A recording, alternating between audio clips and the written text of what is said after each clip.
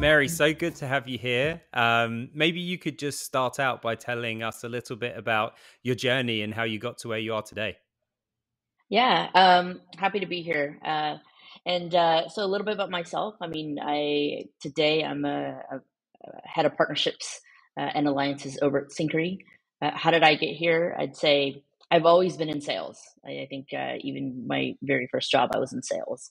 And as I think about it, my very first job out of college was uh, working for wholesale lending, which is kind of on the partner side of things, just financial, right?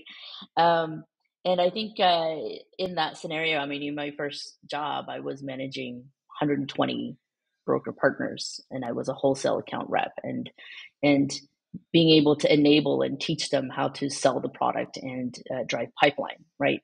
So that was my very first job, and then beyond, moving on from there, I've gone on to do almost every role in sales, from SDR to full cycle AE, and a couple years ago, Alfresco Software, which is now Highland, gave me an opportunity to do channel sales, right? And that was where I got into tech channel sales. The leader there, who's now the leader over at SalesLoft, brought me in and said, "Hey, we have a bunch of partners that we've recruited, and they need to be activated." And so that was kind of my first stint into tech channel sales. From there, it just kind of took off. Certainly, I've had the opportunity to work for some amazing unicorns, and it's certainly given me the opportunity to also do alliances. And so where I am today, I can do alliances, I can do OEM, I can do certainly channel sales as well. That's kind of my journey. Amazing. Absolutely love it. And I feel like when people make the transition from sales to partnerships, it's quite rare that they go back. I started out in sales as well, and I think that that's quite often the case, just because like there's so much creative room here. So like I'd love to start by talking a little bit about, like, as a salesperson who then moved into partnerships, you obviously have a high empathy for like the expectations for the sales org on partners. And so like, tell me a little bit about how that impacts how you do your prioritization, like the goals that you have and everything else. Yeah, I mean, of course. I mean, I think, like I tell my team all the time, we only have so much equity with sales, right? Sales folks are super busy. They have to, you know, I mean, some of them are hunting, some of them are farming, and they have to memorize tons of pitches and products and even strategic positioning. And so when you start to work with sales, you only have so much equity with them, right? So if you're going to position a partner in front of the sales team, you have to make sure that you are maximizing that time between the partner and sales, right? Otherwise, if you misuse that time, you might lose the attention of sales, maybe forever. And so I think certainly having a sales background helps build stronger sales and partner relationships internally, right? On the partner side, I think it certainly helps with partner enablement, right? Knowing how to sell the product, having done sales. Many times when you bring on a new partner, the first thing they ask you is essentially, tell me about your product. How do I position your product to my customers? How do I position your product to my partners? And so it really kind of gives you that the ability to coach your partners to be just as powerful as your sales team, right? So I mean, I think those are the two kind of most empathetic pieces of the value of having sales skills when it comes to partnering. Yeah, and I love that around like having, you only have so much equity. Like we talked a lot about that at Amplitude, where you had to kind of show wins and show them pretty quickly. Otherwise, like, you might just burn that relationship with the sales team forever, which is really tough. Like, you know, I think that there's a lot of focus on the partnership side around building good relationships with the sales team across all different companies. Like, why do you think it is so important for the partnerships and the sales team to work closely? Like, playing devil's advocate, like if the partners are generating a bunch of opportunities for the sales team, won't they just work with them anyway? Yeah, so I mean, there's a couple of different reasons, right? If you think about it, when you're creating value for the partner, right? I mean, any partner you talk to today, they don't want the relationship to be one way. I mean, they're happy to bring you leads. They need to bring it to you because their customer might need your product. But if they don't see the motion go in the opposite direction where you're not bringing them into conversations, then it essentially kind of brings down the value of the partnership a little bit, right? And so in developing a relationship with the sales team, it actually opens up an avenue, a pathway for you to easily bring in partners into those conversations, right? I mean, if you walked up to a salesperson today and say, hey, let me bring in a partner, and you have zero relationship with that salesperson, I mean, you're just not going to be able to open that door as easily as you would if you had a relationship with that salesperson, right? So really, it's a two-way road. I mean, what you're trying to do is create value for your partners while they're sourcing business for you. How do you create value for them where you're also helping to bring them into kind of maybe influence opportunities, right? Where they can help influence a mutual deal. Vice versa, how do you create trust with the sales team so that they'll open the door for you to bring in a partner, right? And so the door kind of swings both directions. And while selfishly we could say, hey, partners are, lead gen. That's what they do. I kind of cringe a little bit when I hear salespeople refer to partners that way, because partners are so much more, right? And even partners, I mean, many partners tell me, hey, we have leads to bring you. We don't, but if you're going to see us as a lead gen source, that's not the type of partnership we want, right? And so it's really making sure the door swings both ways. And that's why the value of the sales relationship is so important, because you can unlock leads for sales, and conversions for sales at the same time. You unlock loyalty and value for the partner. Awesome. Yeah, I love that. And obviously you've worked at companies where there's like quite a decent amount of partners already signed up, especially, working at a company where like integrations and partnerships was kind of the whole product previously, when you were at Wakato. Is it pronounced Wakato or Wakatu, by the way? Just I've heard it all. I think people say Workatu. It's actually Workato. Wakato. Okay, Um, yeah, perfect. yeah. Okay. I still do the English T rather than the American T, so I'm still going to pronounce it wrong. But yes, I know previously you worked at Wakato, like lots of partners, lots of integrations there. I imagine, like as the program scales, I think it becomes really tricky to kind of be equitable in that partner relationship, right? If you've got 10 partners Yep. and they're bringing you opportunities, it's easy to send opportunities back. Like once you have 100 or 1,000 partners, like how do you continue to drive value back to the partner? Like, do you have to reset on what value is because you can't send referrals, or can you just send loads of referrals still? Like, how do you think about that? Yeah, so you have to kind of break up your program into chunks. I mean, literally, I had to take it through like, hey, what is a P1? What's the of the partner program? And then you get the volume to a certain level, and you say, okay, now we have to put out a version 2, right, of the program, and now we have to move to a version 3, right? And so when you start out, I mean, it's essentially everybody's a gold partner. It's a flat environment, right? You got your 10 partners, and it's really a race to the top. And then after 6 months or a year, you kind of see, hey, between the 10, now you've added another 20, and out of those 20, maybe 3 are rising to the top, right? Around the metrics you're measuring, and 6 or 7 are just kind of hanging out in the middle, and then your bottom 10, right? And as you start to see that movement in your ecosystem, then you want to put out a version 2 of your program. Hey, we're updating the program now, right? Anything that, and anyone that was here before, sure, your grandfather did. We're not going to disrupt your business. Continue your business as it is, but let's update the program because our ecosystem is evolving, right? And so then you go into a V2 and you start to add in tiering, right? And then once partners, if they outgrow that again, you might want to go into a V3, right? A lot of times when you walk into a partnership, they might not be ready for a super robust ecosystem or program, and that's okay. You just have to be prepared to do like a V1 through 3, right? And how do you make those shifts without disrupting the business? And also, I mean, like, just an example, I think when I started, that past life, when I started there, I mean, like, I think we had like just a handful of partners, right? A handful of partners completely flat. It was one agreement that said, you're a partner, you could do whatever you want and you get paid. um, and so I said, hey, okay, we're going to start recruiting. Let's add some tiering, right? And let's start to adjust some of those mechanisms so that we're incentivizing partners to do the right things with us in the right way, right?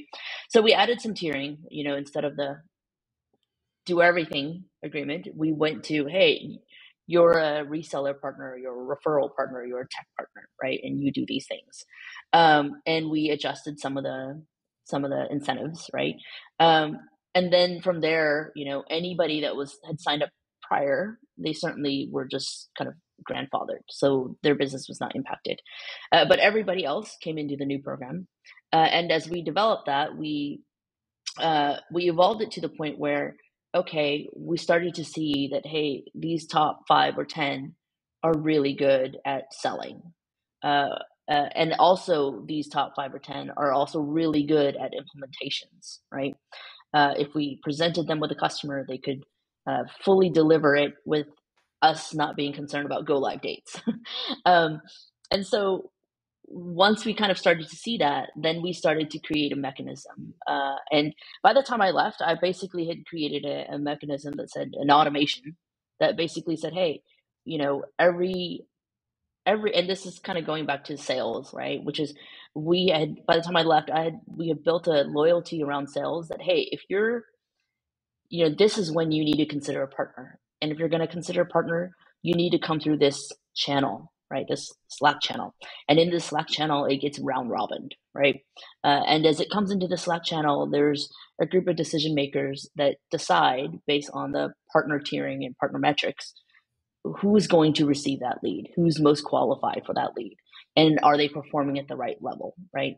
So basically being able to build a relationship with sales so that they start funneling all of their partner requests into the partner team, and then partner team have really good data and stats on the success of the partners, and saying, hey, which partners are the top performing, who are qualified and next in line to receive a lead or deal, etc. And I would say, like, that's kind of a culmination of, like, how do you automate something that is automatically building loyalty with partners and automatically building trust with sales.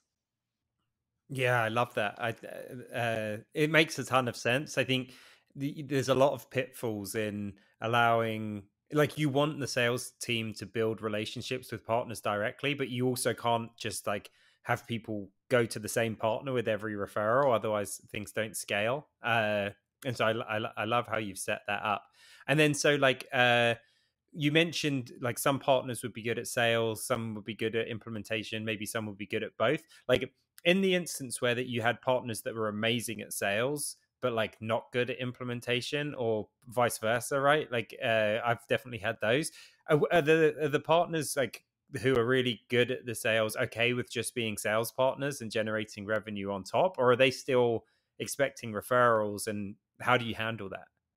Yeah, so I mean, the ones that are good with sales, I mean, typically we'll have a business discussion with them about, hey, what matters to your business, right? I mean, and typically we're very thorough about the types of customers that we see come through kind of our ecosystem, right?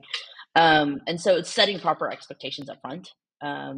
Certainly understanding, if we understand how the partner sales and they're looking for, hey, perhaps I do consulting, purely consulting on, architecture. I don't do any actually hands-on keys build. Then it's understanding that that is the strength of that partner.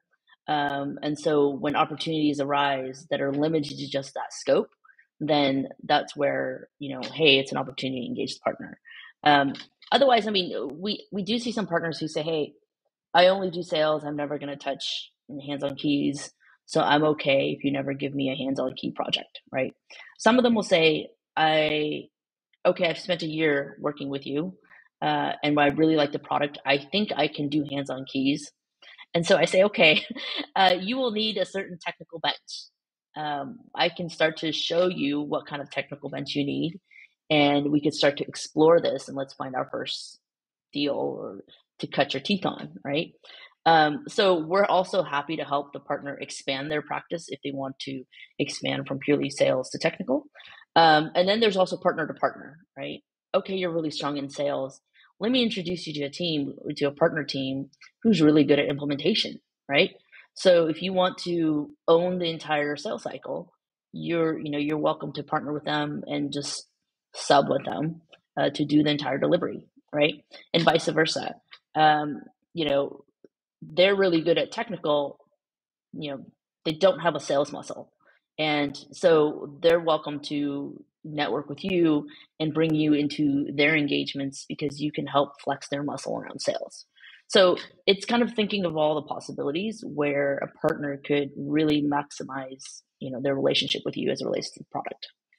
Love that. And like as a health metric, and this could be really rough, like how many, like what kind of revenue do you think that, or like opportunities or whatever, should the partners be expecting back? Like say a partner for you is like sending you 10 opportunities a year, right? Like what should they expect back in return, in addition to the value that they generate from their business sending those referrals, do you think, as like a health metric?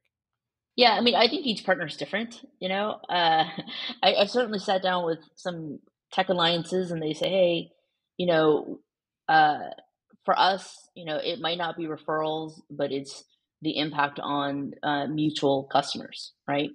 Perhaps your product helps make our product stickier, and so if we see that, we can grow our mutual footprint from, you know, 10 to 20 to 100 to 1,000, and that number continues to increase, then we know that it is an ecosystem that is valuable to our customer, right? That's from an alliances perspective. I mean, it's typically measured by, hey, how many integrations do we have together, or from an ecosystem play, how many mutual customers and are they using us together? Because the more they use us together, the less likely they're to churn, the more likely they're going to expand. Um, um, and then from a consulting perspective, it's a little bit more of services revenue, right? It's services revenue. So they might say like, hey, if I, it'll require me, if I'm going to do delivery and all of that, I might start off with a crawl walk run. I might dedicate half a head count, maybe a quarter of a head count, because I don't know how much money I'm going to make. Mhm. But it's an exciting product, so let's try it. And usually, within the first year, if they see, hey, we're doing anywhere between maybe 3 to 10 deals together, this is probably more, mid market, right? 3 to 10 deals. Okay, this is something I need to invest in and build a practice around. I'd say SMB, obviously the volume is much higher. If it's purely affiliate sales and no implementation, of course it's going to be higher because you're essentially tossing a name over the fence.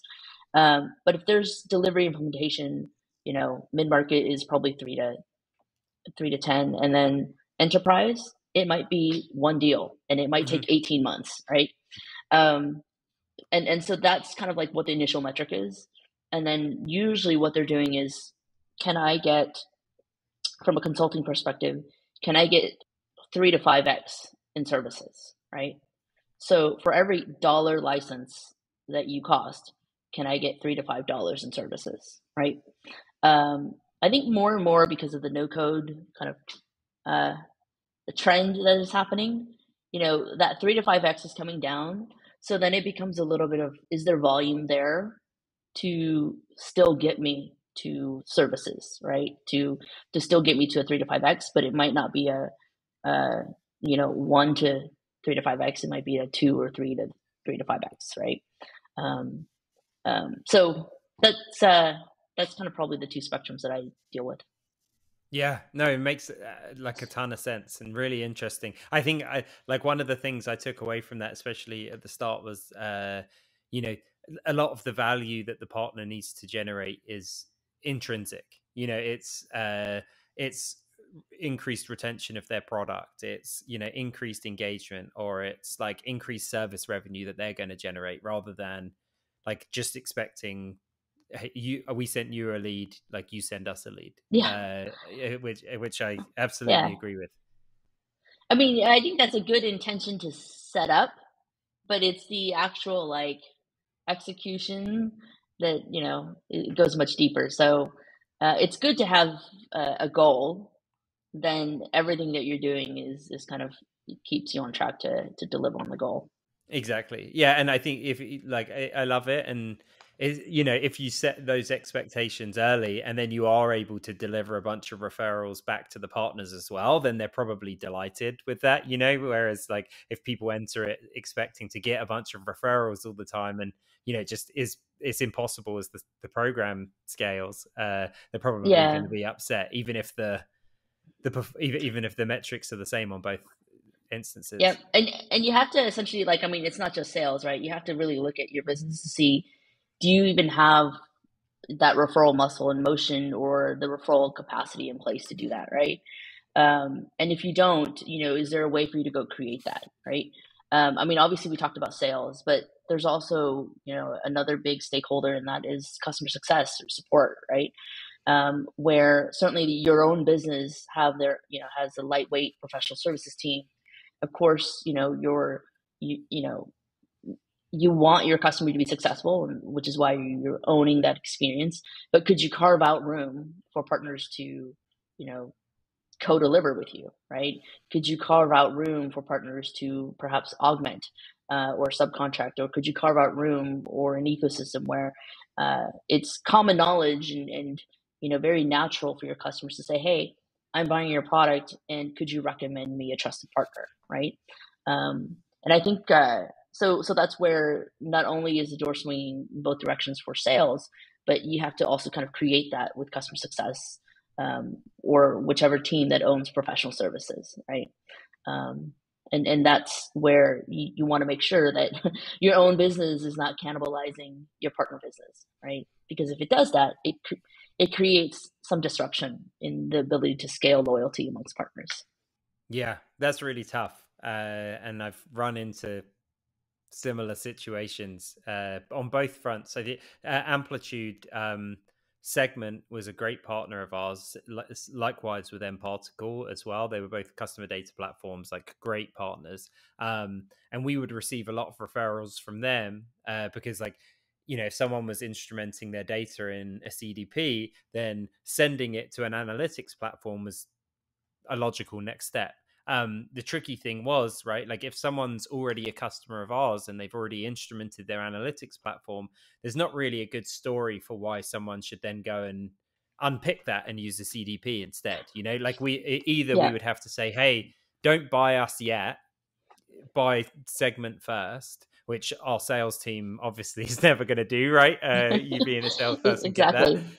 Yeah, like, hey, just delay our sales cycle by 6 months so you can buy something else first. But then, so that was a challenge. Like, either you have to do that, or you have to just be like, hey, like, just you unpick what you've done and like re-instrument with segment, which obviously our customer success team wasn't happy about, especially because like broadly instrumentation directly was better than using segment to instrument, just because like it was much more custom, and it's just the Hmm. way that thing works. And so it was a really tricky one for us, to be honest. Like you probably ran into a similar situation at Workato where it's like, you could send things to other companies a lot because if someone requests a type of integration from your team, or they're highlighting a particular challenge, you can be like, oh yeah, this is a great tool for that, we have an integration, da, da, da, like this is how it works.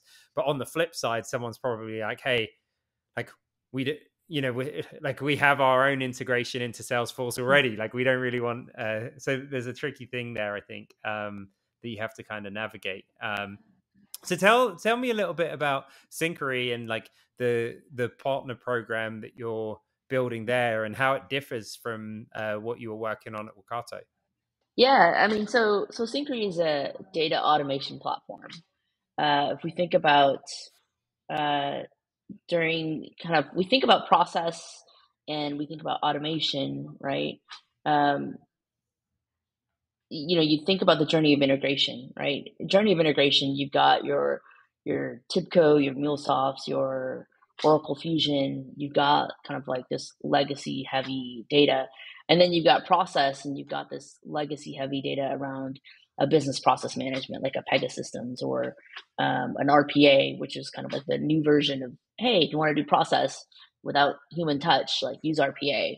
And you kind of see that journey there where, BPM kind of took off into RPA, that evolution. And I think what's happening right now is there's this convergence of like BPM or workflow and integration, right? Before, they kind of existed as two disparate kind of types of products and types of platforms. But more and more, we're starting to see products like a Workato that come out and says, hey, you could do integration and workflow, right? And where Syncari differentiates is essentially Syncari does it's essentially integration, workflow, and a data store, right? So if we were to mash it up, it's a little bit like a Workato plus Snowflake, right? And why is it that way? It's because essentially the approach Syncari is taking is a data-centric approach. So instead of, hey, I'm going to do garbage in, garbage out with traditional integration where if an event happens, I'm going to go perform a bunch of workflows downstream. In the Syncari world, we think of it as we're going to synchronize the data between the systems, right? So we know that John Smith is the same John Smith across 3+ systems. And now that we know this is the same John Smith, he's a unified record of John Smith across those 3 systems. And when we do our automations, we're building our automations off of that unified data, right? So it's no longer a if that then else kind of integration where you could slowly and easily get data drift. It's essentially I know that's John Smith, and therefore I'm going to do my automations and workflows off of that John Smith. And what that does is for many of our customers, it creates a unified data model for them. They can basically surface up inside their own org. What is a unified data set? What is a contact for us? What is an account for us? They don't have to live off of the Salesforce data model or the HubSpot data model. They don't have to live off of the Snowflake tables, right? They can say, hey, we use 100 different applications. This is how we think about what is an account, what is a record, what is a person, what is a company.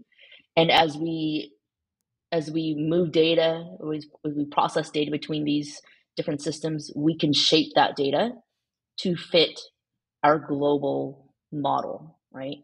And so that's kind of what Syncari is.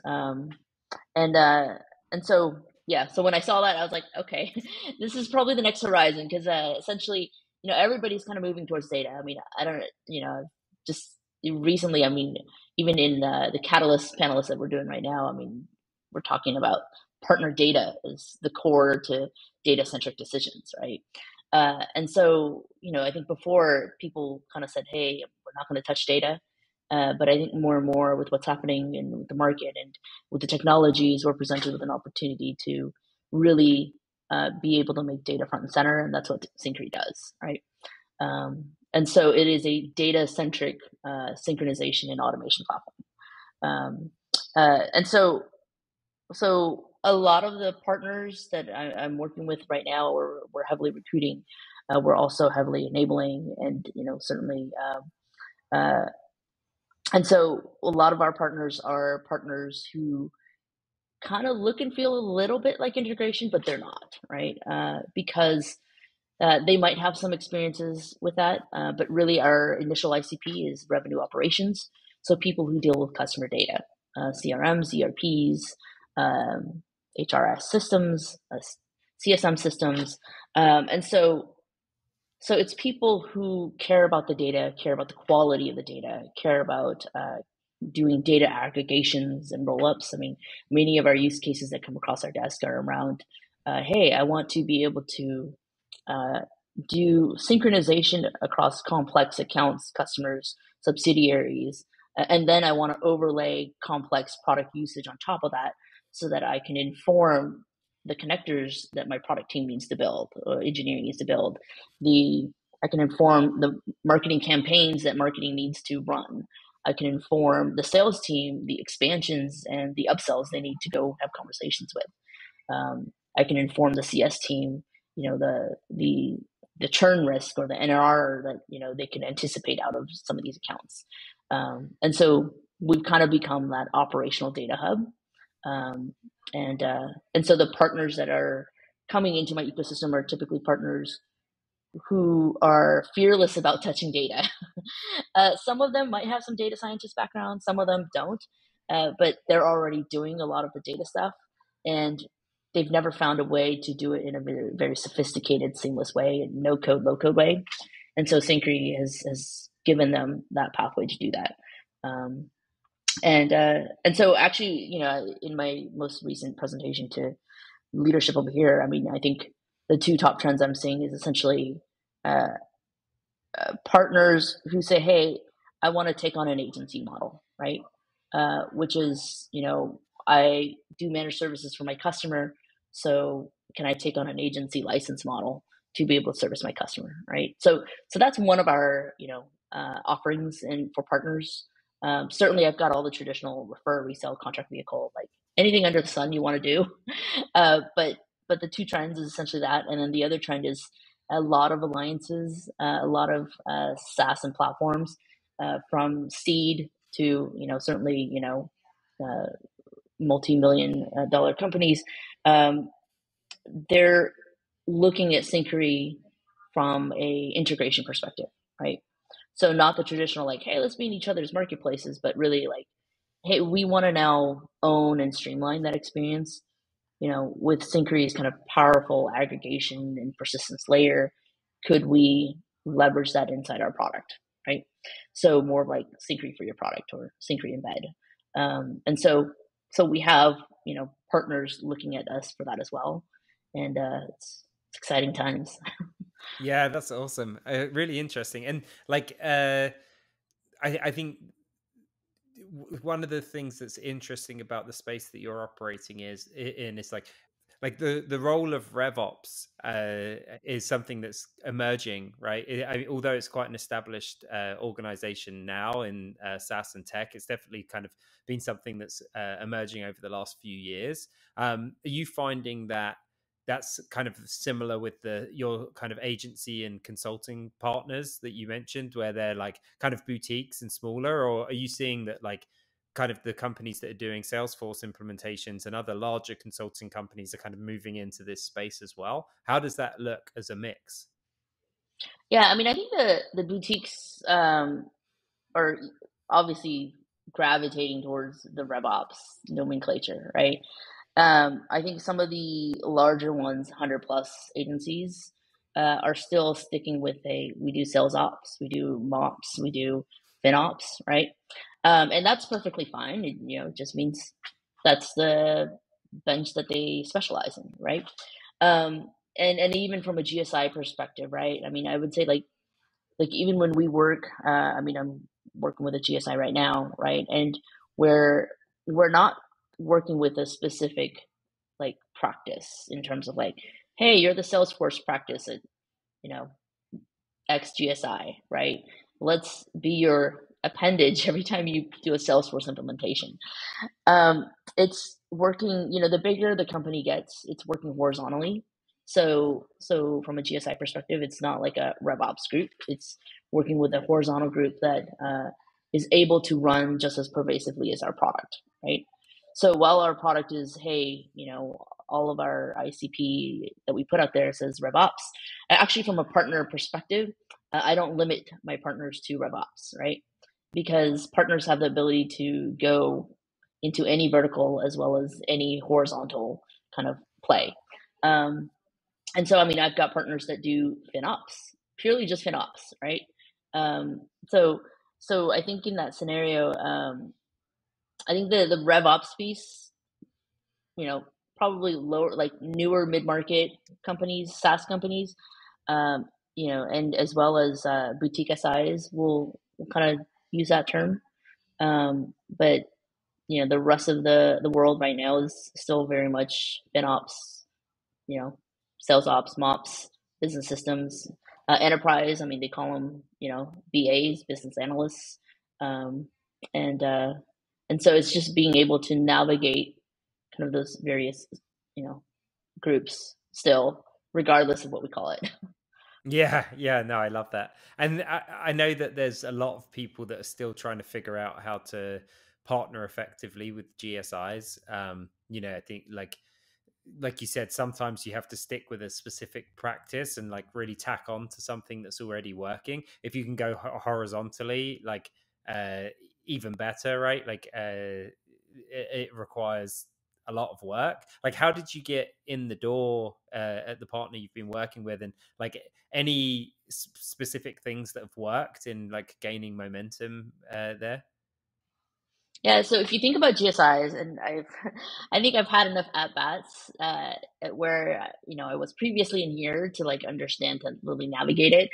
Um, I mean, GSIs is highly matrixed, right? So uh, if you think about it, you've got 2 to 3 to 400,000 people in that org, and there's going to be just a bunch of people coming through your trials who are looking for things.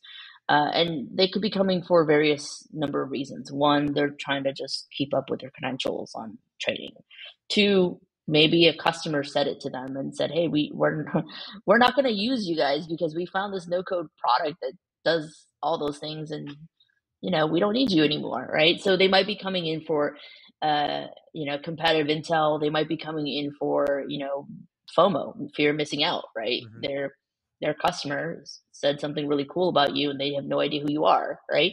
Um, and then so you have to really think about like where do you really land within that highly matrixed org, right? If you're a CRM, of course you want to be in a CRM group, right? If you're an ERP, of course you want to be in the ERP group. But if your product is horizontal, like in the way Syncari is, or the last company that I was with, Workato is, then you want to land in a horizontal group, right? Um, and so when we think about horizontal might be something like analytics or automation, or where you're essentially going across multiple technologies, you're going across multiple domains, you're going across multiple verticals, right? um, and once you find, hey, where you're going to land, then you have to kind of navigate, well, who's going to be your sponsor, right? And the thing with GSIs is that it's all like internal competition, right? So the question becomes, hey, if you land in the same space where all your competitors live, do you even have enough room to build a practice there? Or, if they're driving 50 million or $100 million with that other competitor of yours, are they going to even give you the time of day, right? and so you have to think about that, and you have to think about who is going to be, kind of flexing your muscle inside that GSI org, right? Um, and once you identify that person, I mean, you stick with that person. You don't go and poke around other orgs, because you could immediately uh, kind of cannibalize your ability or stunt your ability to scale, Hmm. right? Because there's certainly internal competition. So so you have to really find a trusted way into the GSI and scale just with that sponsor. That sponsor then takes you to all the different business units you need to go to scale, right? Um, but even then, you also have to think, you know, every GSI has metrics as to when they will allow you into their ecosystem. And so you have to work closely with your sponsor to build that business case, right? I think, for startups and for, Series A through C, a lot of us, we get a lot of people kind of poking through our inbound saying, "Hey, I want to learn stuff." Um, but and I would say, like, take every one of those conversations as though, hey, you're going to partner, right? Or not partner, but an educational moment to teach them about the product, because every one of those have an opportunity to get you to the right person. Once you identify that right person, then you need to stick with them all the way through from a strategic perspective, so that you don't stunt your own ability to scale. And then give yourself time, because things don't happen in 6 months. It might take a year, it might take 2 years, it might take 3 years to be able to, uh, get signed up, get committed, and scale a business with them. Hmm. Yeah, I think the time horizon's really, really important on these. I think people expect to see results too quickly, which maybe drives the wrong behaviors. Like also from a resourcing perspective, like with a GSI where, okay, this is a maybe 2 year bet, but has the potential to be like 7, 8 figure account partner for you, easy, right?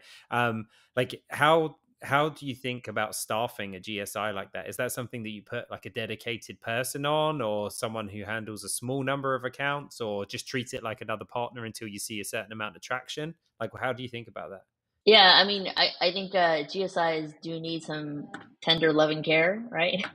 And so if you don't have the resource headcount, then you might want to put your most senior person on it to start the development, right? If you have the resource, then certainly, you want to identify somebody who has GSI background, right?